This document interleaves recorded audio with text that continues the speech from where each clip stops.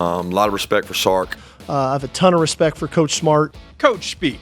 They've kind of somewhat been the standard of college football here now for the last, 6-7 years. I mean, the most complete team that we've seen or faced this year and probably in multiple years. It usually stays on the surface, but Kirby Smart and Steve Sarkisian's relationship goes deeper. I've gotten to know Sark really well over the last couple of years. We take a trip every year together and really enjoyed getting to know him. We do have a very good relationship, and we actually have a lot of fun together, and we share a lot of funny stories about our mentor that only he and I can talk about. You guys don't get to know those. While they've never been on the same staff, both Smart and Sark learned at the school of Saban, and that shaped the way each goes about their business. The premise of our programs is probably very similar.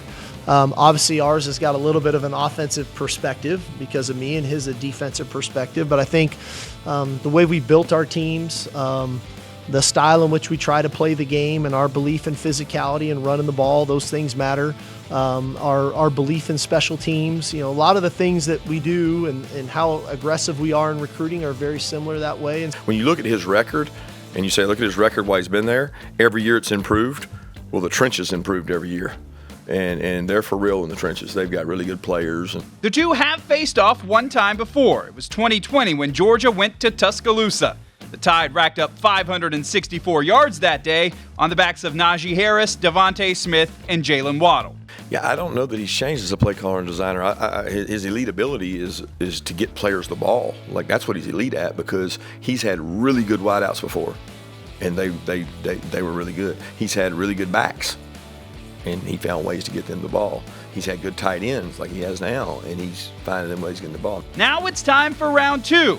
And when it's a matchup between coaching friends, it just means more.